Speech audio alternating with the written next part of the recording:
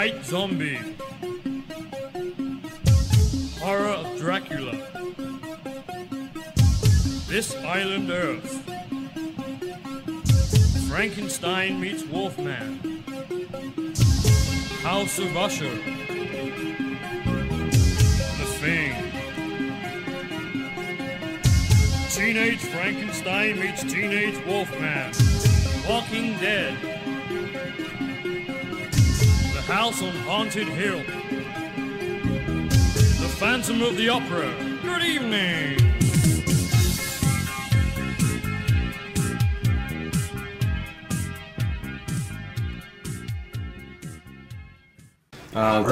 Talking the Burbs, and for all you horror fans, I'm not going to apologize, but we are going somewhat comedy horror again this week. But I promise next week we're going to go horror with Poltergeist, the old one. Yes. Since the new one's coming out, we will talk about the old one and go a little darker next time. So, but and all you guys checking out the Killer Clowns one, thank you. Got a lot of hits on that. So really happy about it. Yep, awesome, man. And keep looking. It's going to get better and better.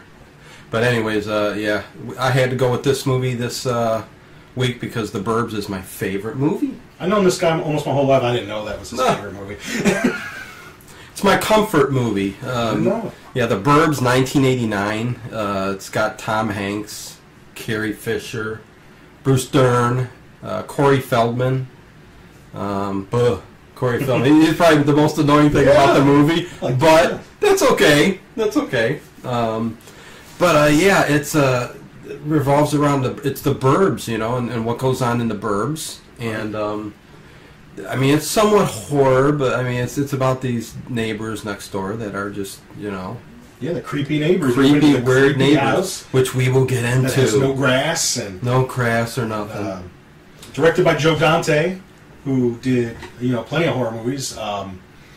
Did Gremlins, probably, you know, one of our favorite movies. Everybody loves Gremlins. Speaking of Gremlins, because you say that at the very beginning of the movie, the Gremlin cereal, the box of Gremlins cereal is sitting on the back counter when you're in the kitchen. He did The Howling, which is a cool movie we could do sometime. And, oh yeah. Yeah, he has. I don't know. It seems like he's kind of fallen out of favor a little bit. Doesn't really do like movies. You know, he's done like TV shows and things like that. He's been really involved with a lot of that stuff. Right now even? And some online series and things like that. But I mean, for a while he was the man. And, you know, I think that Gremlins 2 movie kind of did him in a little bit. Although I liked it. I mean, I get what he was trying to do. And then he finally came back for that Looney Tunes movie. Okay. Back in action, and then I don't know. I don't think I ever really saw anything he did after that. Well, you know what? That's probably what did him in, was the Looney Tunes movie. It wasn't horrible. It was. If anybody could have done it, it was Joe Dante. So, right. It was what it was, but there were good parts in it. Right. It was better than Space Jam.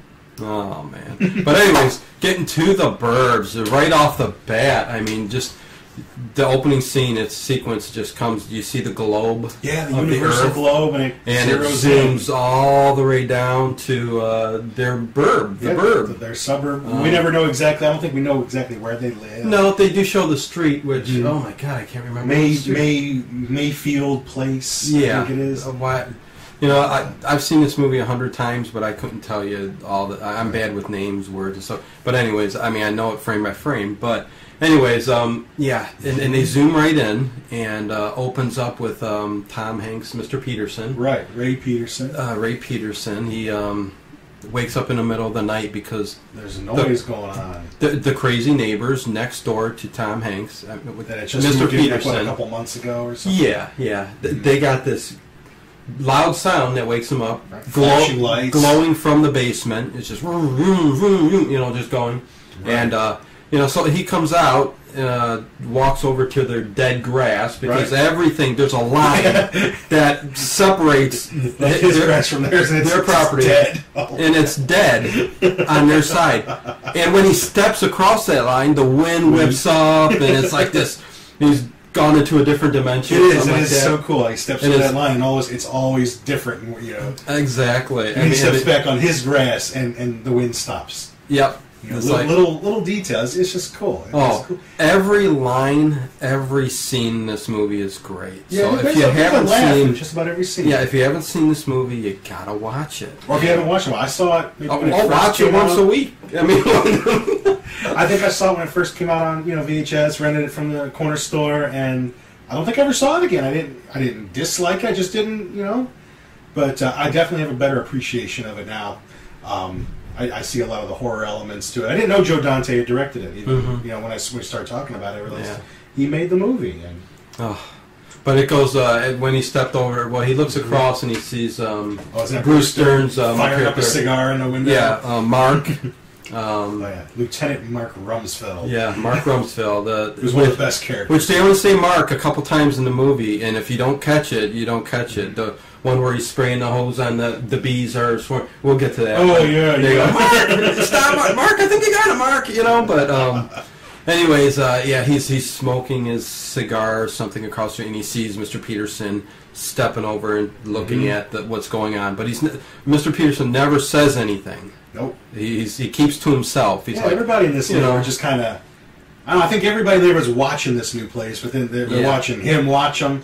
Oh, yeah, they're always looking at all their neighbors. It's just, Then the next morning, it's... I remember the one scene from the trailer. The kid's delivering the newspapers. He throws one, hits Tom Hanks in the chest, and takes his coffee and just flings it at him. Flings the coffee. And what's going on in this movie is Tom Hanks is on vacation, and he's taking the kind of vacation that I like to take, a vacation from myself, where I just stay in my pajamas. I stay just home, chill, and it's a staycation. I like a staycation. I don't like to go anywhere.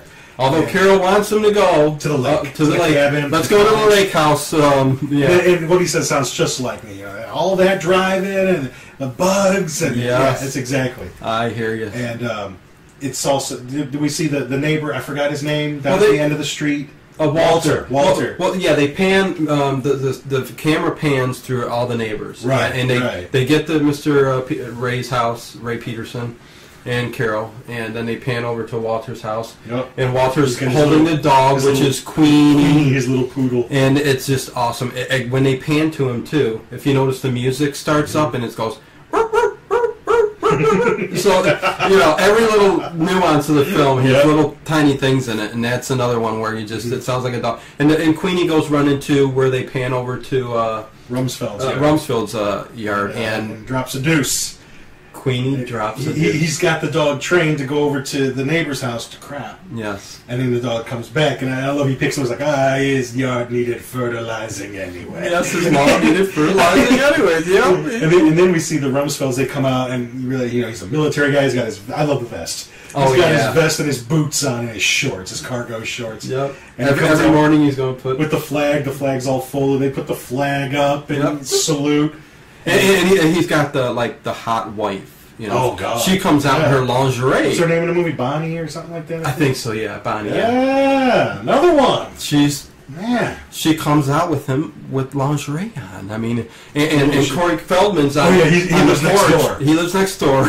He's going to paint the house. He's going to paint the house, and I don't know why he annoys me in this movie, but he really does. I like him. I like him in this He comes, he brings out the cans of paint. He's got stereos set up on the house. This is like what I hung out with in high school. They talked exactly like that. I guess he's dude. Dude, what's going on, man? Get the pizza, dude. What's going on? Dude. But he's going to paint the house. So he puts the paint cans right up on top of his speaker system. It's going everywhere. All over his speakers. Who cares, but and then puts the thing in, it goes, it starts just playing, just starts playing music, and what happens is Rumsfeld puts the flag back, and he goes a step back and steps in the Queenie's poop. And Corey Ricky tries to tell him, no, Mr. Rumsfeld, don't step back, and split right in a doggy bomb. What does he say? Something like, if I catch him doing that, I'm going to staple his ass. I'm going to staple his ass shut, but then Queenie comes to the window and starts barking at him, and he goes, by God, I'm going to do it right now. I'm going to do it now. But Bonnie takes him, pulls him away, and says, no, you can't do that, you can't do that. But I'm going to do it now. Funny scene. By God, I'm going to stick it's funny in the movie, but this kind of stuff happens all the time. I got neighbors that have cats, and they come in my yard. And you know, or get up on my furniture, my yard furniture. So, you know, what are you going to do? You know, I mean, No. And people do. They get really intensely angry about that stuff. Oh, so there's nothing yeah. else going on in the suburbs, and you Yep. get so fed up and angry about that. Heck yeah. So, Well, you were saying about Ricky's the house. The house. Yeah, I always like to have a little tidbit for everybody out there, and maybe a lot of you knew it already, but when I heard about it, I checked it on a couple sites. It turns out to be true. This whole movie, and I guess I'll say now, one of the things I really like about this movie is it never leaves the suburbs. No. Never leave that little area. They never go to like a store or the city or the lake or anything. It all takes place in this small little like 6-house area. Yeah. And you know, all they ever do is go across the street to each other's homes. So I kind of like that. But a lot of these, you know, this was filmed on a back lot. That a lot of shows, Dragnet, a lot of movies were made on these. But the house that Ricky lives in was the Munsters' house, and I guess because it's such an iconic house, they never show it right from the front. Yeah. Because everybody would know. You know, I mean, if you grew up in that time, you know the Munsters. I watched the Munsters. Right. And So if you've seen the front of it, you would know. you're it like, was the the Munsters' Munsters' house, which might in a way have been cool. Yeah, I But, think so, but I understand. But it was the Munsters' house. So they just From the show TV this show. little, I like to have little side something for porch. you guys every time. So that's my little tidbit. And by the way, he's wearing a no ma'am You shirt. guys like Married with Children? No, ma'am. So yeah, Come on. Hate! women haters club. High sign. Oh man, that's great. But anyways, yeah. So Ray and Carol's just And arguing in the kitchen. She wants him to do something. yeah, on making his breakfast vacation. and stuff like that. And he kind of says, "This is what I need. I just need to sit around the house and do nothing." And my dream vacation. I think he says, "I'll fix the barbecue in the back. I'll do that for you." Right. Because the guy's always got to have like one little project while he's on vacation for a couple of weeks. One little Yeah. project. And that's when we see the Gremlin cereal on the kitchen counter. Yeah, this is where- which I noticed right away when I watch it because Joe Dante's he put product placement, he put his own Yep, thing yep. in there. And there's a lot of musical cues in this movie too. A lot of Yeah. music things. That's awesome about it too. Yeah. Yeah, definitely. Like I remember just because I think this is Joe Dante's thing Mhm. in that Looney Tunes Back in Action movie. I remember when they get into Brandon Fraser's car. Mhm. At first, it's a gremlin. And when they get in there, you get that do do do do do do do do do do Okay, the yeah. Gremlins music as they're Right. driving away. So I mean, I think that's kind of his thing that he likes to do. He likes to put Yeah. little in jokes Mhm. in his movies. So this Yeah. one's got tons of them. Oh, Especially if you yeah. if you like movies and things like that. I mean, Mhm. this is almost like a Rear Window kind of Right. inspired type movie. And Yeah. and I guess when we get up to where we need Art. His Well, other name, well, right? they hear a gun go off. Oh, that's And right. they go, "Uh-oh, Art's got a gun." Yeah, Art's got. You know, Yeah, Art's- and and what was he? He's trying to shoot a crow. Oh, yeah, Or a raven? crows, yeah. crows. They were Yeah. getting in his wife's garden. He with says one they're getting, crow. they're bigger than bird feeders. Or But what I something like that, is when but- you finally see him come out with the gun. He's got bushes all over. Oh, yeah. The dog's He running drops next to it him and off. barking. Not paying it any not attention. sneaking up on him very well, but the crows. But he shoots and nearly misses Ray's head by Right, like inches. right. He shoots the front porch light. And no, he doesn't even yell at him about it. No, right? yeah, he's not mad at him. He actually brings him in and they're enjoying breakfast together. The dude raids his refrigerator. Oh my God. He's pulling out. He pulls out a pineapple. He just opens up. He's eating cold ribs. I mean, huge ribs. Their dinners from last night. I mean, just he's piling it on. Yeah, no everything. one says anything. He's having pancakes. He's you going to eat those eggs? And Carol's feeding the dog, and Right. she walks by him and even takes some of that. and he makes a face like, "What's this?" You know what I mean? Yeah, but yet, and then it just passes. But Right. yeah, I mean, what's Ray's son's name? Because he comes into this, and this is where we start learning. Because they're talking about the neighbors. Yeah. What he heard last night, what Ray heard last night. Yeah. And the son comes over there and says, that he saw them. he says Ricky Butler Corey saw Feldman told him that he saw them digging Yeah. in the backyard. and Art says kind of like grave diggers. Could be. Yeah. Will you stop filling my kid's head full of nonsense? And Yeah, so this is turns our out it ain't such yeah, nonsense. that's our hint of getting to like there's Right. something fishy going on. Or how with people these just neighbors. talk in the neighborhood, Yeah. And probably like just because I'm a pervert. I think one of the best parts is the next scene there. The Rumsfelds are working out in their yard, and Miss Rumsfeld's all on all fours digging in there, and Ricky just comes over and says, "Hey, Mrs. Rumsfeld, not a single tan line today. Looks good. Nice tan line." I mean, if that was my wife and someone said, I'd kill him. Go in there and kill him. And she's just smiling. She knows what's up. Oh, I think he likes the fact that he's got a hot-looking wife like that. So I think that's the point. He just seems like such a hothead. Although he goes, Rumsfeld goes, that Ricky Butler's a meatball. Yeah, he's a meatball. So yeah, and then what does Art and Ray just talking? Yeah, they're just lounging around. Rumsfeld's across the street. You know what I saw last night? I saw Ray going over to their yard and look. I mean, I just like that how everyone's didn't talking do about a darn thing. Yeah, that's what he said. He didn't do a darn thing. Oh, you want to see my new tools? Yeah, that's one of the few parts I remember of the movie from the first time I saw it. Mm-hmm. I remember Red Rover, let Ray go over, and looking at the toolbox. And oh god, the dumbest things. Hey, whatever, it sticks in your mind. So they're thinking about going there and checking things out. Go looking. Doesn't one of them pop his head out? Yeah, one of the youngest redhead kid, Klopeks, peeks his head out and goes and gets the mail. We'll find out later his name is Hans. That's right, he goes out to get the mail. Hans. And when I saw that kid... What a fine Christian name. Right. But they say that later on when I saw this ginger, I knew I'd seen him somewhere before. I didn't recognize, and then I remember it was he played Malachi in Children of the Corn. Right. So he was in a few 80s movies. Yeah, so that's the movie I remember him in. Yeah, you'll know him when you see him. We're not going to review that movie, though. No, we don't do that. A lot of Stephen King movies are horrible. Oh, God. Yeah. They are. The guy is very forthgiving with leasing out his movies, his books for movies, but most of them stink. And I like that the one that's pretty much universally considered the best, which is this one right here, Shining. He hated it. Yeah, Stephen King's something with what he does, all the people crap, love, and the stuff he loves, people hate. What the crap that people have done to your books, and you hate this one, the best one that ever got made. Funny though. Whatever. Yeah, I hear you. Stanley, but you can't top Stanley. No, of course. No. But this is where we get the. Well, they're. Oh, your part you were telling me. They're trying to get to Ray's. Yeah, they're like coax each other to talk to him. Yeah, go on. It's your neighbor. You live across from him. Yeah, he's your neighbor too. You share a property line with him. You go talk to him. Like kids. Yeah. You go. I dare you. You go talk to him. Yeah. So they walk right up to the front sidewalk and how uncomfortable. I mean, he's just standing there. They're just standing there staring at the poor kid. Oh yeah. And he looks like he's Amish or something. He's got the pork chops and the shirt and the suspenders and.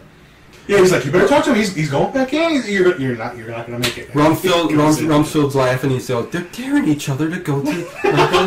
The whole neighborhood's what Ricky, his son. Because he even says it. Look, you did that. You look like an idiot in front of your son. You look like an idiot in front of your son. And that's when he turns around. He pulls him. And he says they start going to the front door. Right. And I heard it. The funny part is when he pulls his gum out of his mouth, throws it down on the ground, and you can hear it go.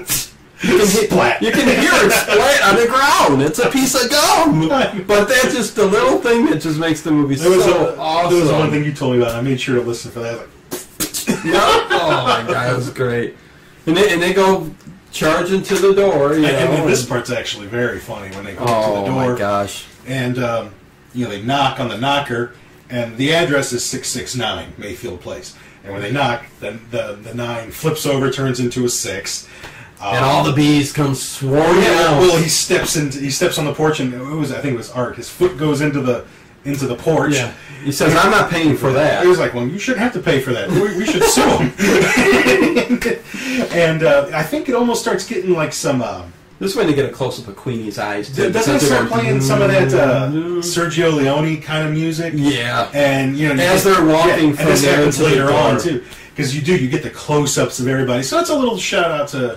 Good, the Bad, and the Ugly, and something like that. One of my favorites. So I got that. Yeah. So they knock on the door, and then what do they do? How did the bees show up? I can't remember. It turns to 666, and it makes a little hole, and they all come flying. Okay, and they knock again. I think the whole thing just falls off. Yeah, that's right. And then, just bees. That's right. Yeah, honeybees just pouring out. Yeah, and they're running. Like this is a great part of the movie too. And I gotta remember, Tom Hanks used to be. I'm not saying he's not funny now, but he used to be really funny. He used to play a lot of comedic roles, and then he got into the was roles, and he's good at that too. But I think you just kind of forget how funny he was, physically funny. He was good, yeah. And I think he just brought out the best in everybody that was in those movies, because he was pretty much he was on his way up. By the time he did this movie, I think he got nominated for an Oscar for Big, maybe, or that movie kind of got him out there, right? And so Mark Rumsfeld, he's got his host. He's come to Mark, to the water, come to the water. They're all swarming all over, and he comes, come to the water, come to me. And there's Ricky Butler. Yeah, go, Mr. Peterson, go, yeah, dude. It's always sons out there watching all this. It's always that group of people that are all just, and you don't see anybody else. Really nobody till the end of the movie, really. But nobody. And he hoses all the bees off, and Art's got one in his mouth, and he spits it out too. Yeah, they had to hurt. But I mean, it is funny. It's physically funny, very hilarious. And this is kind of where they all start. They're all going to start talking about it now. So they're looking at the house and it's backing up and stuff. So even though kind of Rumsfeld was making fun of them a bit before, now they're all kind of in on it, and they're all just standing there looking at that house, wondering what's going on inside. And, this is where the fun ensues. All the big theories come out and everything. And so what is it? Tom Hanks, he goes over to Art's, right? And somehow he goes to walk his dog. He's like 15. He's got a beer. He's drinking it. And he goes walk the dog. He tells Carrie, "I'm walking the dog," right, and just so he can smoke a cigar. And Art hollers over, "Hey, you with the dog! And, get that mud off my lawn!" They do a lot of that, like trying to scare Tom Hanks' character in this, and it is good. And then there's even another part towards this kind of part of the movie that we're talking about, where isn't this where Art starts talking about the big murder that happened a long time ago? Oh yeah, like the soda jerk guy. Yeah, went nuts and killed his family. Yeah, what do you say, like in the 30s or something, or maybe in the 50s? Right. He had an ice cream shop, and and just everybody noticed a smell in the neighborhood, and it turned out that he ice picked his family and left them all rotting there in the summer heat. In the summer heat. Yeah, it's decomposing in the summer heat. You know what the smell was? His family decomposing. So and so that gets their imaginations going. What's going on in this house, and it is funny. You're right. And then they go walking to the Klopeks house too, as they're saying this, and Ricky Butler kind of scares Ray's character, and he goes, "Ah!" He goes, "Sorry, Mr. Peterson, didn't mean it," And he goes, "What are you saying you're sorry for?" And he goes, "Jump a little farther, jump." Spud Webb, he tells him, there's just so many good lines in this, man. It's awesome. When do we see doesn't the garbage scene come up where he's back in the car? Does that happen here? That happens after his girlfriend comes. Oh, okay. The next. So he knows this movie better than I do. So I'm along for the ride a little bit today. I know I usually do a lot of the talking. So, but I definitely don't know this film as well. Well, later on, he's raised watching Jeopardy with Carol. Oh, that's right. And I do love it. Art goes he's in the back. He doesn't go to the door. He's knocking on the window as they're watching. Ray! Like kids do. And he goes, ducks down, and and he goes, I'll be right back, Yeah, so but yet they're conspiring. There's a big, they're going to go see what's going on at the Klopeks. Yeah, doesn't he have is this when he has the infrared lens? Yeah, Rumsfeld brings it up. And Corey Feldman, he's got his girlfriend. Ricky Butler's sitting on the front porch, and his girlfriend wants to go to a movie. He's like, why do you want to go to a movie? This is way better than that. This is real. And he's wearing this really cool black 80s Michael Jackson leather jacket. Studs all over it, real metal. And I think I ought to have that jacket. Yeah, I think everybody had. But he convinces his girlfriend to sit down and watch the goings on. So he's telling them the names. That's Mr. Peterson, Right, tells them what they're all going to do. Skeptic, and so they all both go in front of a house, in front of Art's house, and then Mark Rumsfeld comes joins them, and he's got an infrared scope. He's like, "What do you got there?" They're really hiding. They're hiding some garbage cans. Yeah, they're not really like got a lot of cover. It's like, what's that for? That's just get snipers used it in Nam. Yeah, snipers use it for night vision. What are we going to use it for? I say we go get a look in those boarded up basement windows. But yeah, it's great, man. And yeah, what happens is Hans, who the young kid that we saw before, come get the mail. The red-haired ginger. He drives his car out of the garage, and they got this old jalopy, makes a lot of noise when it comes down the street, and he drives it slowly to the curb. And well, what happens right before that is the big boiler thing. The house lights up again. Yeah, the basement just lights up, this huge sound, and they're like going, "What the heck is this? This is crazy." They got a transformer down there. Yeah. So, and then that's when, they hear the garage door starts opening up. And then the car's coming slowly in. And he pulls what looks like almost like a body in a bag kind of thing. And he puts it in the garbage. But he doesn't just put it in the garbage. He takes what does he take, like a hoe or a shovel or something? Yeah. He's bashing it in there. Yeah, the strange thing about this is he creeps out with the car to the street. And then, carries this lumpy, big... Like there could be a blank body and he's just looking around. I mean, it is the oddest scene, which they end up saying anyways. They're like, "I've never seen that before. I've never seen somebody drive their garbage down to the end of the drive, beating the heck out of it. I've never seen that before. Yeah, I've never seen anybody do that before. Lightning's crashing it, pounding it in the garbage can, and so they're convinced they want to go right over there and look at that garbage, but then it starts raining. Yeah, and it's like well, at first light, we're going to go out there and check out that garbage. Yeah. And now, see, I would do it in the cover of darkness. Exactly. But at first light, we're going to go and rip their garbage open. Yeah.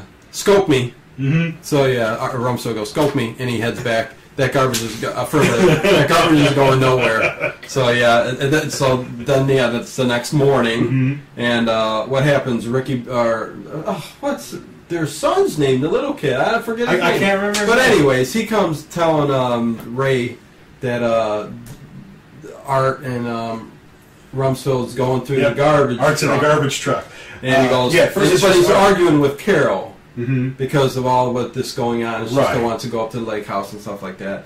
And he goes just booking out of the house. He goes, "What?"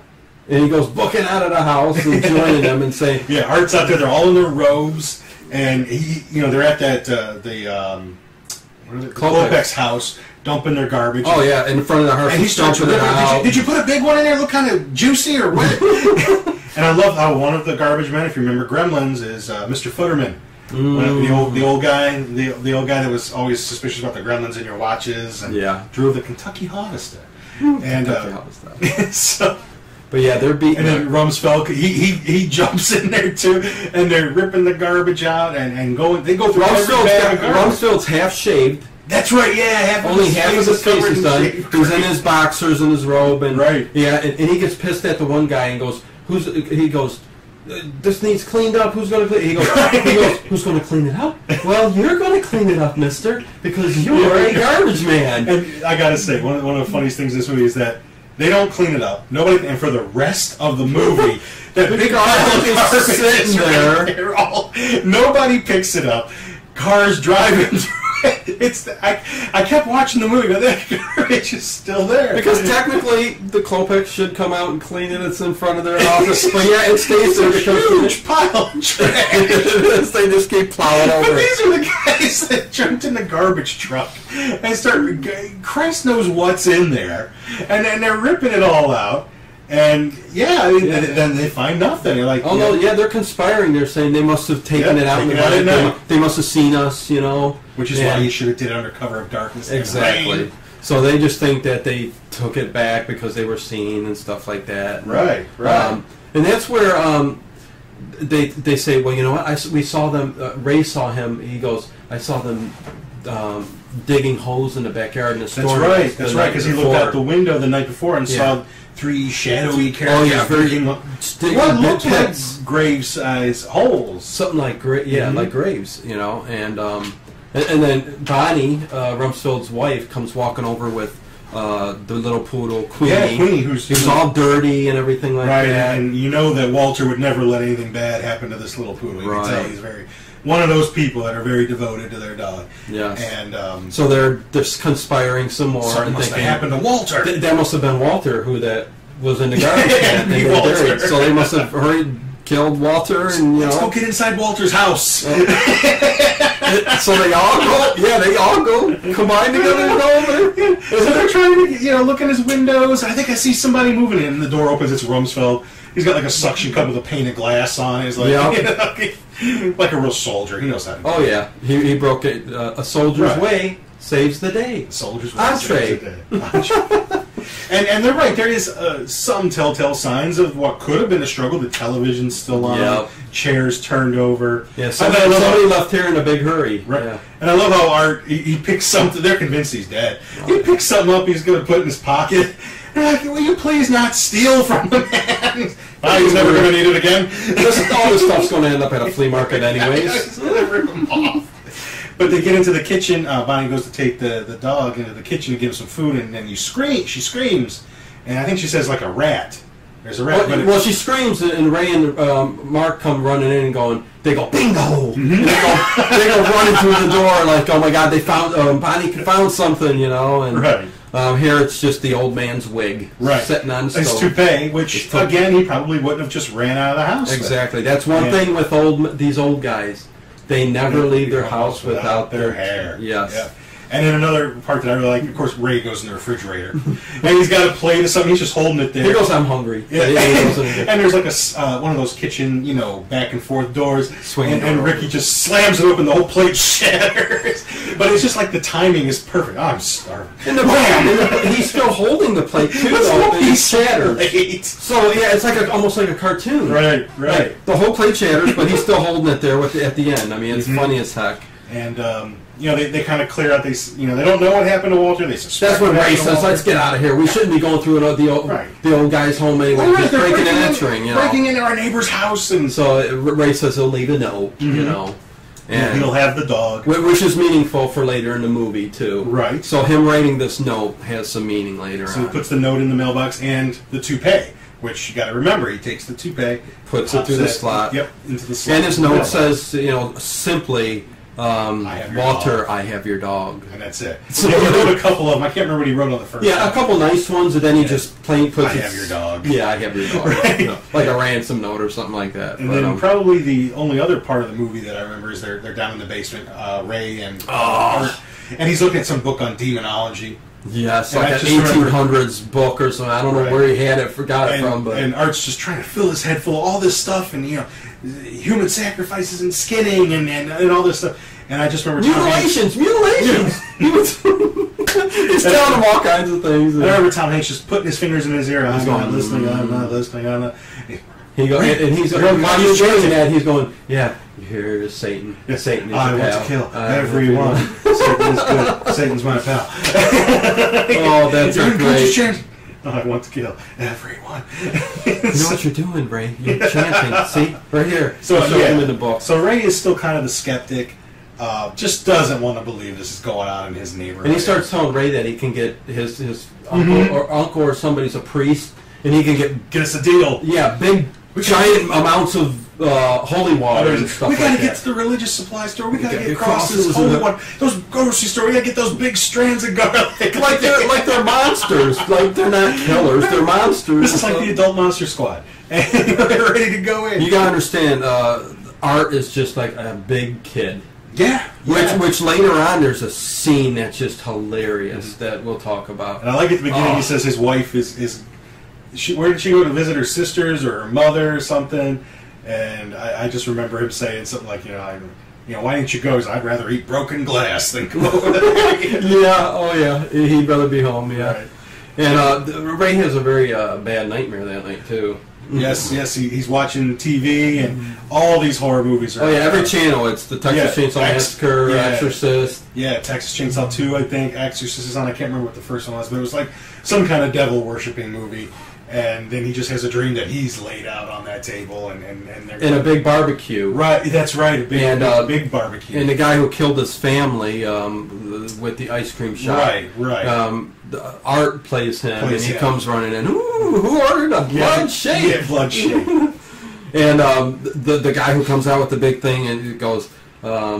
Is the Klopek, who we'll know is the main character over there, the real grumpy guy. Reuben. Yeah. Reuben. He comes, mind your own business! And he comes down and that's when he wakes up. And Carrie. What a dream. What a dream. Oh, well, then the chainsaw comes through the door. It's like one of those dreams where you wake up and you think you're awake, but then, a big chainsaw's coming through the wall and everything. So it's, I've never had a dream like that. I mean, they're always in movies, but I've never had a dream where I woke up, thought the dream was over, and the dream is still going. Me neither. No. Does anybody have a dream like that? I don't know. A dream within a dream within a dream. My dreams are stupid. No. When I remember them, they're mostly just stupid. No. So. Yeah, so he kind of wakes up that next morning and he just looks like he hasn't slept a wink. The first thing is, it's a beautiful day in the neighborhood. Oh, he's watching Mr. Rogers. He's drinking his orange juice. He's had a terrible night. This poor guy. Yes, this movie is just great, Ted, man. I mean, then what, he's just chilling out in the backyard? Yeah, right? he's on his lawn chair. He's got his sunglasses on. He's got like 8 cans of beer sitting over there. And then Ray comes over, disturbs him. I just like this. Like, I'm trying to see. Ray and Art and Mark. Oh yeah, before that scene goes to they take a note and they write a note and put it under the. It says we know what you did. We know what you did. It doesn't say anything else. Yeah, it's not signed or nothing. And they slip it under their thing, and they're daring each other too to ring the doorbell. Yeah. So then he goes over to. And you see the dog kind of like digging by the fence. It's just dog doing a dog thing. But they go there to tell Ray what he did, and he gets really ticked off because someone was looking out the window. You couldn't tell who it was at the Klopeks house when he was writing the note that I have your dog, and slipped it into the mail slot. He's like, they're gonna think I did it because they saw me doing the other note. And I love he's taking the beer cans and smashing them on his head and throwing everything. That make you feel better? Carol comes out. Yeah. But the dog brings over the giant femur bone. And they don't even think of anything. I think Art's just holding it for a little while. And he throws it. Fetch it again. Then he brings it back and do you know what this is? And it's a bone. This is a femur. It's a femur bone. A femur bone just happens to be a human thigh bone, Ray. Yes, it does. And it's a crappy looking bone, but for the the effects department, it's got all this gunk and stuff on it. But it looks like an old bone, and they're just sitting there holding it. And they say, where'd that come from? They look over and pan over, and then they see where the dog dug it up. And then they start seeing the shadow of Reuben walking. Right, and he takes the little note and tosses it over. Yep, just tosses it over. Art's going, he's just a litter bug. That's all. It's just a little piece of paper. It's no, it's our note. It's our note. And that's when he gets mad and all that and rushes to the door and so they all figure they're going to go over there. Like that's enough of this. Right. His wife Carol, Carrie Fisher. In this movie she still looked good, man. She did. Fisher was before the drinking started. I don't know. Well, I think we know she was doing some coke around this time. Yeah, that too. Even in Return of the Jedi, you can see a scene where they're on that Imperial cruiser that they stole to get on the Forest Moon. Yeah. You can see her little coke nail there. Oh my! She's got one long nail on her hand. Really? Coke nail. Oh. But definitely, man, I miss the Carrie Fisher that looked like this, man. Just smoking on. Yeah, what are you gonna do? And this is the great part where they go to the place and they make brownies. Oh, doesn't he drop them because Rumsfeld's holding? Well, yeah, they're marching over. He's kind of got his. Yeah, Art's not in on this. This is just. Oh yeah, the wives made Art stay home because his wife isn't there. So right, so it's just the Petersons and the Rumsfelds that go over there. Yeah, and that creepy guy Malachi from Children's Corners looking out the window. And who is it? And it's us. It's your neighbors. Right. And this is where Mark Rumsfeld puts another hole in the porch. Yeah, all the brownies fall. Oh dang it! And all there go to darn brownies. There go to damn. But he picks them all up anyways, puts them on a plate, and he goes, here you go, and they all walk in. They just march in and barge right in. Bruce Dern is great. I don't know. Somehow he goes, here's something for the old sweet tooth. Yep. His face just reminds me of Alice Cooper. Who's that? Bruce Dern? Yeah, look at his face. It kind of reminds me of, like, looks like they could almost be related, him and Alice Cooper. So, yeah, they go in the house, and the house is kind of spooky. It looks like it's hardly even moved in. Yeah, an old-looking house. The box is still everywhere and stuff. Yeah, it's just musty and grody. And I like when they see the, I don't know if it was Ray or if it was Mark who says, they pick up a picture frame. Oh, she's pretty. That's what Rumsfeld says that. Yeah, in the Hans, he just said, it came with the frame. Mark goes, is that your girlfriend? He goes, no, it came with the frame. Yeah, it came with the frame. Yeah, he's agitating. Rumsfeld in this house is just great. I mean, and there's this other part when they're all kind of sitting around having the brownies and they're having that uncomfortable silence. Rumsfeld's just standing in the corner. He's peeling tape off the wall. Ripping the wallpaper. And he's going farther and farther up the wall. He doesn't stop when it starts tearing. Rip. He's tearing the whole house apart. He doesn't care. He's knocking on a pipe. I laughed my ass off when he did that. But this is where Ruben comes into it. Yeah, kind of like there's three people living in this house. There's Hans, the young kid. There's Ruben, who's kind of like the frog-faced, grumpy one. And his brother, the doctor. Dr. Klopeks. Yes. Herr Klopeks. Right. Yes. But while they're in the house, Art's not satisfied just sitting by. Oh, no. He's getting a ladder. He's climbing over. He's gonna. He's doing his reconnaissance. Oh yeah, he's checking the whole back of the house out, checking it out. He put the ladder. Ricky Butler throws the shovels over, hits him in the head. Right. He's got his black paint on his face. Yeah. I mean, it's broad daylight. I don't know where he's going to hide. Yeah, exactly. Yeah, he goes all out. He's a kid. I mean, right. And meanwhile, they're all in the house, and they bring hors d'oeuvres for. What is it? For Ray? It's sardines and pretzels. And all the women just take a pretzel, or they're like, "No, I'm trying to cut down." But Carol coaxes because Ray did not want to have a sardine. Right. But she goes, nudges her head and says, take one.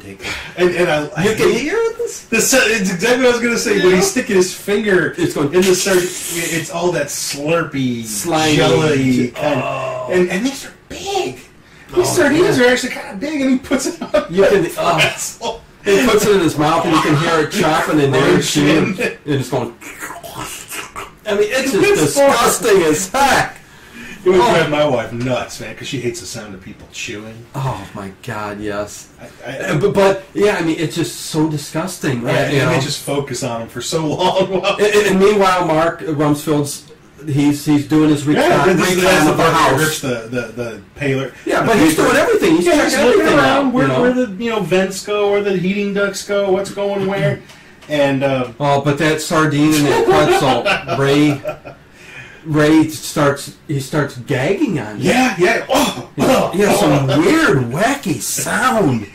So I mean, Tom Hanks was funny. Like something was in his throat, and he finally just honkers it and spits it out into some old newspaper. Right. And he tells him just packing dust. And that's when Rumsfeld too. He kicks. He's knocking on stuff, and he kicks twice on the floor. And then you hear two big booms back, and he goes, who's that? Maybe that's brother down there in the basement. Brother down in the basement. And we better go check it out. Ruben goes, who knows?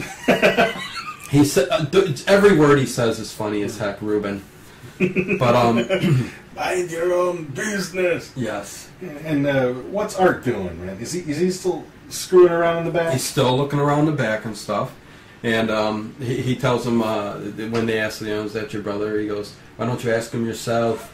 And he nods over to him, and he starts walking up the steps and walking. You see the big shadow, like it's boom, boom, boom, and the shadow gets bigger and bigger and bigger.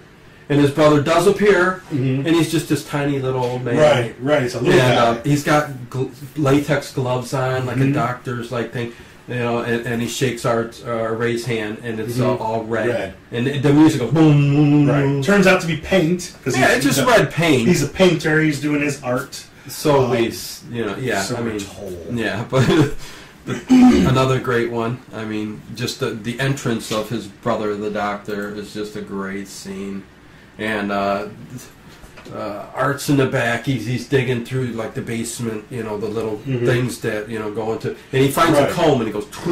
And he saves it. He puts it in his back pocket. Oh yeah, like he's going to comb his hair noise when you. Yeah, he's just a hard comb. He goes, I'll keep that, and stuff. And meanwhile, they're sitting there having tea and stuff. With the painting.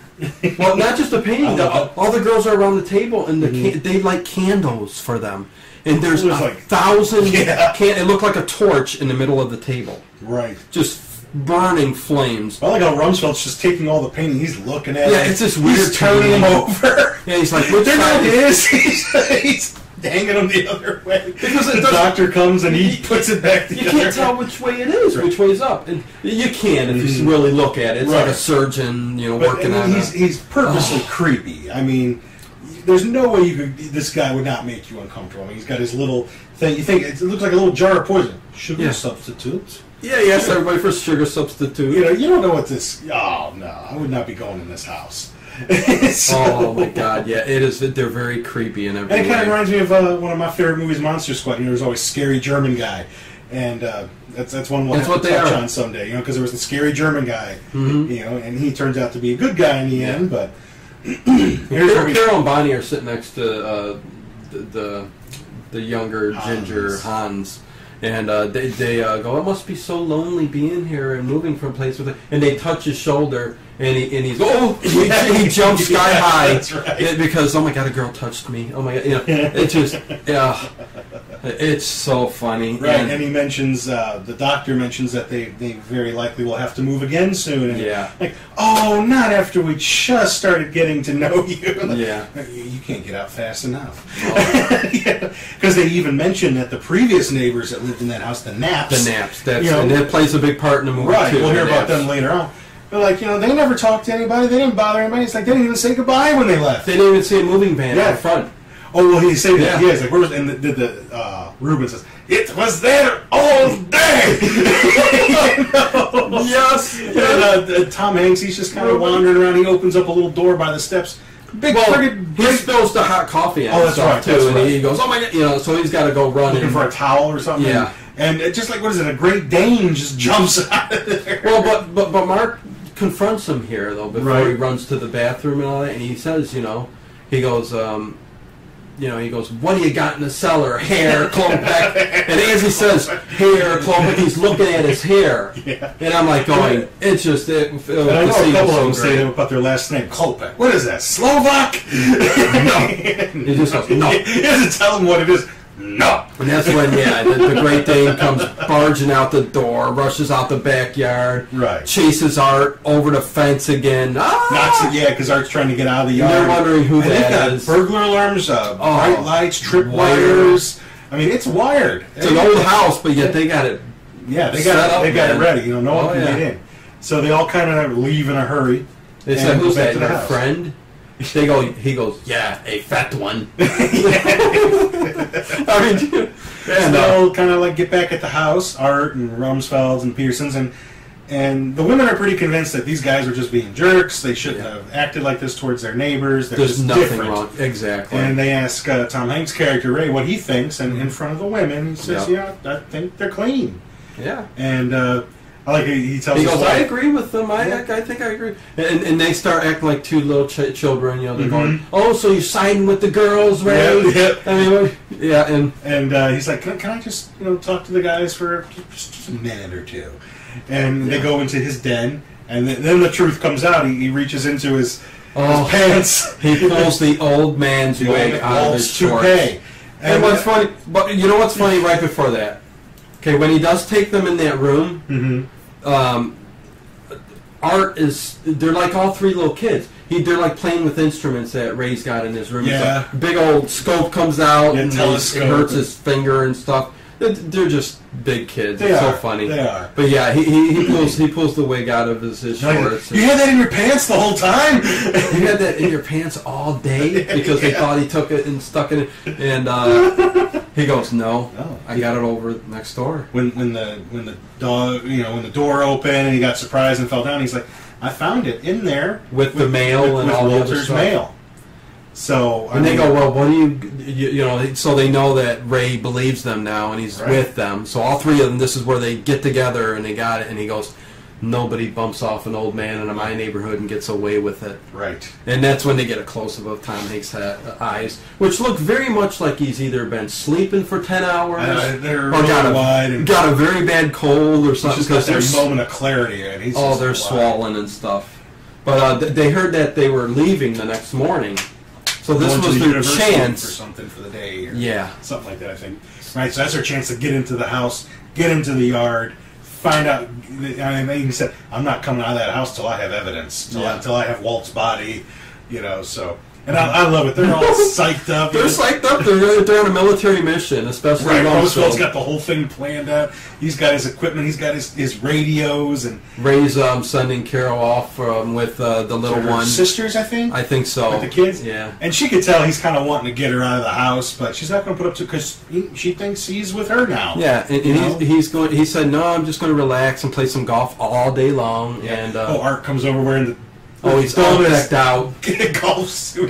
Hey, Ray, look at my new golf club. Yeah, we're ready for nine holes today. Woo! He's all ready to go. He's, you think that would give it away because he's going overboard, but, that's his whole character. I don't know. Art, you just expect that of him, I guess. Yeah. The guy walks around, with a rifle in people's backyards, and no one really says anything. But, after that, they kind of, get back into their, fatigues. Rumsfeld's in full-blown military gear. Yeah, he's got a big old scanner with the big antenna. Right, he's got his array. He goes, I can pick up military, the cops, and he can pick up everything on this thing. And he's got the siren mode too. He goes, that's right, siren mode. Yeah, go, woo, woo, woo. It's just. And the one who's least qualified to do this, Art, he's got like an electrician's outfit on. He's going to climb up the pole and cut off the power. to the Klopeks house, the electrical wires, the fence, the electrical wires, so they don't trip the alarm. He knows. He's got his helmet on, his gear, his gloves. He looks legit, but he looks like he works for the Department of. I would trust him the least, and evidently he doesn't work either. None of these guys have a job because they're home all during this week. Yeah, and he goes up there, and he does clip a wire. He gets blown off the. And I love he falls in. Whose shed does he fall into? Is it the Klopeks shed? No, it's got to be Ray's because it's right next door. And I love it's like an old cartoon because it's like a body shaped hole. Yes. I mean, in real life it would just be he would just take the whole roof off, but it looks like his body when it flies through. So, and he walks out even his fingernails are all blackened. Oh right. And he touches the fillings of his teeth and they're burning. That's great. That's right. I remember his fingernails. My fingernails are black. But they do check the wires, and he did it. Hey, he did it. He did it. But and he was fine. A million volt, whatever. How much electricity went through his body, but and then I love how Ricky's he's not involved in it, but he's watching everything that's going on. He's watching. Rumsfeld. Why does he climb out his window? To get a better view. He's got to get a good view, so he crawls out the window. He's climbing. Instead of getting a ladder, he's got to climb out the window, climb up the house. And he's got a gun up there too, a sniper gun. He's got a sniper rifle. Don't ask me who's going to shoot. The neighbors are in on this. Are calling. Yeah. And then this is getting to the. There's not another sign of anybody out there. It's like just these 6 people live in this neighborhood. Yeah. And this is Ricky Butler's he's calling all his friends for a big old party. Right, he says, it's going to be the Haps, man. The Haps. And then comes up the part that I remember, I don't know, because I've always said it before. It's like part of my vernacular. Where he's like, Red Rover, let Ray go over. And he looks back and he goes, good. Yeah. Red Rover, let Art go on over. And he's happier than a fly on shit. Yeah. He's just so funny. And he's sitting there eating his little animal crackers on the roof. He's just having a good time, man. And so the plan is that, Ray and Art are going to dig up these areas where they look like graves. Right. Art's not digging. He's laying in one of them. Oh, he's so lazy. Tom's doing, Tom Hanks' character's doing all the digging. And there's nothing. He goes, man, I think we've been digging here all day long, and there's nothing here. I think what they got is inside the house. Oh, that's right. They go, they must have dug the bodies up and took them in the house. Probably in the basement. And he goes, and Art goes, there's probably some food in there too, or some cold beer. Yeah. You know, so maybe they got a refrigerator, some cold beer. He's such a mooch. I love him. Oh, he's great. And they're trying to break in, trying to see how they can get back in the house. He's pulling out credit cards, like that's. Oh, that's right. He's like, how do you know how to do that? I don't know how to do this. And he got the credit cards. You're great. And RJ that's a sucky store anyway. So he just breaks the window. Yeah, he just takes like a club and smashes the window, and they get in that way. You know, but I like when Art goes to take his wallet out. He's like, "Give me a credit card," and all his wallet's like completely fused. Everything in his wallet's melted. Everything fused together. Oh my god! But yeah, you know, he's walking. He's fine. Oh, hey, there's nothing wrong with him. Yeah, he survived it. Just so they go on the movie. I work today, guys. Sorry. How dare you yawn? I can't, man, I do 12-hour shifts, guys. What am I gonna do? I do this for you. And right, so they find the basement, start working their way down the basement. There's rats going all around too, and yeah, stuff there's like rats down there. Yeah, there's not a heater down there. There's a gigantic, the biggest furnace, like an old style furnace, and yeah, I've seen furnaces like that before. I've helped to take them out of basements before. They're massive, but this is a little bit bigger than what I. Yeah, our goes is our furnace is supposed to go up to 5,000 degrees. And right. That's when Ray goes, well, it looks like this was just put in. They've manipulated this. There's new pipes. Yeah, and stuff going up there. Right. The piping is new. Yeah. So, but they don't see like any other evidence really down there. So, and then Ricky Butler, he's got all his friends over. It's turning into a big party. It's the Haps. Yeah. And Rumsfeld's up there. They're making D's run. Yeah.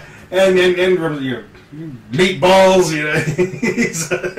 And what does he do? He falls off the roof. It is the best fall. Oh my god! It is the best fall. And he was fine too. Nothing happened to him. But the rifle goes off too, and hits, and they're all clapping and stuff and going, "Wow, man, this is the best, Ricky!" Right. I mean, these kids are just loving it. Something's going to happen soon because I got to be at work in a couple hours, and that's when he falls. Yeah. But they fire up, back in the basement. They fire this thing up, and there's flame shooting. I mean, this looks like a crematorium. Crematorium. That's and that's what he's getting the idea. He must have, he burned them. Yeah. The bones are in there. That's where he sees all the soft dirt. Right. And they're like, this must be. Oh, this is where he dug the body and put it in. So they start digging up the basement floor. Yeah. And he goes nuts. I mean, he digs that floor up until he's hitting like water. Yeah. And oh yeah, it's muddy, everything like that. And the cool thing is, these neighbors, they're gone all day, so they've got the whole day in this house. I mean, it's a whole big thing. And well, Art's hollering through the thing, going, "We found it! We found it! We found the bodies!" Right, because Tom Hanks' character says he hit something metal. Yeah. They think they found something. Yeah. And it ends up being well. Now, at this point, don't we see don't the Klopeks start coming back? Yeah. We see that they're coming back, but they stop because they can see something's going on. And they back up. It's like they completely drive in reverse. Yeah, they turn the lights off, street, back all the way up. Right. And then we don't see them again for a while. Yeah. And then we see that Tom Hanks' wife, she ends up coming back. Right? Doesn't she come back? Well, not till later. No. That's excuse not me. Till everything's done. But he knows something better than me. It's Walter. Walter comes back. Ricky Butler's watching his car pull into Walter's driveway. And Rumsfeld's on his roof. Art's saying, we got it, we found Walter. Meantime, Walter's coming home. Right, and he's getting out, he's got, he doesn't have his wig on, he looks like he'd been sick. Yeah. I thought maybe he had a stroke or something. But right. Being like, what was it, like a small cardiac issue or something like that. So and, he's like, there's Walter right there, he's back. And Tom Hanks' character's digging in there. He's whacking on something, a pipe. Yep. Is it like a gas pipe or something like that? Pipe. Yeah. Gas pipe. He's covered up the radio so he can't, with dirt, so he can't hear what's going on. And they smell the gas because Art goes running out. He goes, "Get out of here! Get out of here! It's gonna blow! It's gonna blow!" And then, boom! Yes, it just explodes. Klopeks' house explodes. And the Klopeks come with the coppers. Right, they've got the coppers are here. The coppers are here. Right, so the kids, they're enjoying the hell out. But I mean, the whole house blows up. Yeah. That big lightning rod thing comes down right into the cop car. Oh yeah, and it's a thing. Walter's watching out of his window. But Tom Hanks' character's still in there. Yes. You know, everybody else had gotten out except Ray. They thought he died. And for a minute there. No. But then, you know, shortly after, we see him just kind of stumble out. He's like one eye's all closed. Puffed up. And right. I love how he comes out and hits the steps, and he just slides down the steps. It is awesome Shuffle. when he comes out that house. And the Klopeks are just pissed, you know, their house is burned down. And well, because don't they mention something about their last house burnt down? Yeah. And it's like, not again. So now they're in pity, and this is where Carol because they heard that up. the Klopeks' last house burnt to the ground. Right. And here's what happens. Yep. And so, then Ray's wife kind of comes back. She, you know, the street's getting crowded, and other neighbors are starting to come out to see what the commotion's all about. Yeah, this is where you see all the neighbors. Right. Now we see all these people. Now that everything explodes, they're not just peeking out the windows. They actually come out and see what's going on. Mm-hmm. And, they're on their bikes. It's right. You know, and that fast, the cops have it all cordoned off. Yep. There's ambulances there, cop cars, fire trucks, putting out the fire. Everything's going on. And they're getting, you know, everybody's information on what happened and stuff like that. His wife gets through the line there and sees, you know, Tom Hanks' character Ray sitting on a gurney. He's all bandaged up, his eyes like this, and he has this little moment where he kind of goes off, and you know, well, because Art's still going. Right, Art's still going on and on. He's still going. They think they fooled us, right. You know, and the coppers are saying. Hey, we checked into these Klopeks. He's a well-respected He calls them the doctor. Klopeks. Yeah, he's a well-respected pathologist. Doctor. Yeah. So I mean, they think that they're clean, you know, the cops doing stuff like that. Right. So Tom Hanks kind of hears that, and he's like, you know, there's nothing wrong with them. It's us. And this is like when he's at his funniest here, I think. You know, we're the ones, you know, breaking into people's houses and digging up and blowing up catching their houses on fire and going through their garbage. And imagine the garbage is still in the street. And you know, he's just going off that it's us. We're the weird ones, not them. They're just a little different. But look at us. Look what we do. Yeah, you know, we're the psychos. People in the burbs. Right. So I mean, you know, he's going off like that guy that they, you know, said, you know, iced his family. So and Art just gets pissed and hollers at him. So Ray runs at him. Mm-hmm. Yeah, he's kind of and he bites his finger because he's got his finger in a splint, like he broke his finger. But I mean, Tom Hanks' character is all messed up. And that's when he just gets fed up and he's like, oh man, I can't take this on. Somebody take me to the hospital. I know, he's like, I'm sick. Somebody take me to the hospital. No one does it. He picks up the gurney, throws it in the ambulance, and climbs. Yeah, he just take me to the hospital. He's on his belly, just laying there and stuff. And Carol's going, you want me to follow you there? Yeah, just follow me there, whatever, you know. Take me to the hospital. I'm sick. Meanwhile, the ambulance people and stuff, nobody's there. Nobody's doing anything. And so you hear the doors shut and all that. Right, so Hans, he gets behind the wheel. Yeah, don't ask me how he got in there, but he got in there. Dr. Klopek ends up in the back with him. They take off, and he starts talking to Ray, and he says, you think I'm stupid, You think I'm stupid, don't you? Mm-hmm. You saw my skulls. You saw my skulls, didn't you? Yeah, so we know. He goes, no, I know. I'm going to help you rebuild your house and pay for it. Yeah, when I get out of prison, I'm going to help you rebuild your house. I got the tools. Carol bought them for me. Carol's father got me these new tools. This little toolbox. I've got the tools. Yeah, but then the doctor pulls out a syringe. Right, yeah, he's going to off him. He's shaking a little bit, too. Right. It turns out it was all true. Yes. They were, killing people. I don't know who they killed. Well, they do tell you. They'll show you. It ends up, he reveals them that they killed the Naps. Yeah. Well, Hans peeks out because Ray wants to see who's driving, and that's when he starts taking off, and they're driving on the lawn and everything like that. And they crash into Art right in his front door. Yeah. And the gurney thing comes run out like an old Little Rascals, Three Stooges or something like that. Just it's riding down the road, and they're both on it, bumping back and forth and stuff until they crash and hit the car, the Klopeks vehicle, and the trunk just boom opens up. That's right, full of bones. That's when they find out because Ricky Butler goes here because they said something. We don't have any proof. And Ricky lifts up the blanket. He's like, you do now. Yep. And it's just full of bones, and it turns out that was the Napster family that lived in the house before. Yep. He said, we offered to buy the house from them, but they didn't want to leave, and so yeah.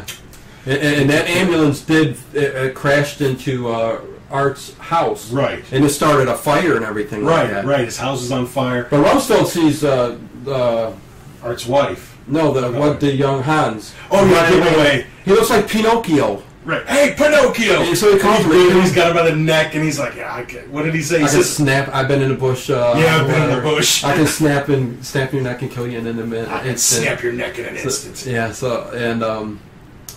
So Ray's talking to the. I remember he's talking to the news people saying, people in the Burbs, we're just not going to take it. We're coming for you. We're looking for you now. And I know his wife ends up showing back up, and someone says something like, "Hey Art, your house is on fire and your wife's back." He's, "My wife's back." Yeah, not that the house is on fire, but the wife's back. My wife's back. Oh my God. And Tom Hanks, Carrie Fisher, they kind of resolve things right there on the road. All the chaos is still going on.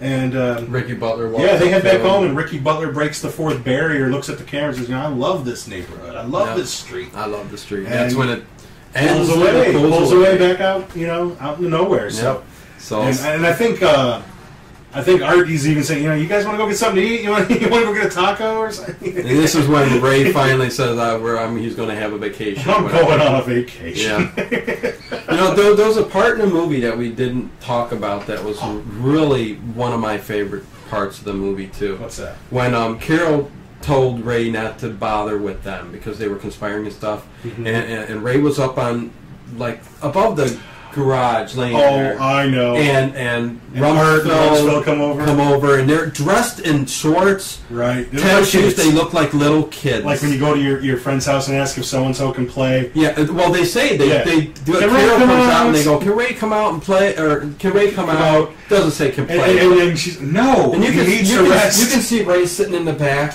laying on his little thing, and and then when she takes and pulls him away, and you could see the back of his head as she's pushing him in the house, and they're just put their hands in their pocket. Right. And then they even say something like, "Come on!" They kick their feet, and the scene ends. That's right, just like kids. And then you could see these three as kids, man. It was great. Cool movie. I hadn't seen it in forever. Probably since maybe 1990 or something like that. So long overdue, and I loved it. I laughed my butt off watching this movie. Oh, like I said, this is my comfort movie, man. Right. Whenever not I want to watch necessarily one of our usual ones, but it definitely has some horror elements to it. Yeah, I mean, it's more comedy. And it's Joe Dante. He's established himself as a horror director, so I don't feel any bad about doing one of his movies. So. No, it's awesome, man. I mean, if you want to see a good movie, that's one to get, man. Right. Get you laughing and he's right. Pretty much every scene, there's a laugh, there's a chuckle. You got a smile on your face the whole time you're watching it. So it's a good comedy. I'm not a big. I love to laugh, but most comedies, especially modern ones, don't really. I like W.C. Fields and Laurel and Hardy movies, but this really kind of. I really like this because it totally reminds me of something I would love to be involved in that. I would be one of those guys. I'd probably be the art guy. I don't know, but I'd be. Well, who would I be? We'd both be. Would I be Rumsfeld? Yeah, I might be art. We don't have a military guy in our neighborhood, but but every neighborhood's got one of those crazy guys. Oh, can you imagine? I mean, that's what's sad about it. I mean, I think I look at it and I go, why can't I be in a neighborhood like that? Where why can't they have it in my neighborhood? These guys are just playing games and conspiring stuff going on and all that. I mean, Red Rover, let Ted go over. Exactly. So. We could get walkie-talkies and do our own little mission. I mean, it could be done. You guys want a mission? Let's go on a mission. Oh man! So I think that's it for tonight. Yeah, I think next time next week we're going to do the original Poltergeist. All right, there's a remake coming out, and we'll touch on that. So yeah, we'll go horror. Remake that I probably won't even go see. You're not going to go see it? You don't think? No. Why bother? I can just want to see the old Wait till it comes out on DVD. There's so many of these movies. I don't even watch a lot of movies. I like old movies. Yeah. So I don't want. No, I hear you. The only thing I want to see is Mad Max, and I'm going to see it this week, guys. I'm going to see it this week. Yeah, I'll be So- interested what you think of it. Yeah. I'm sure it'll be great. So because it's Mad Max. Cool.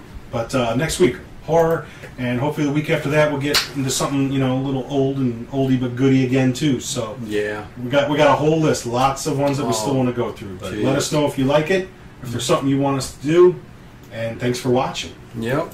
Until next time, everybody, and remember, just keep liking us and subscribe to us on YouTube and iTunes and all the other good stuff. But anyways, yeah. Till next time.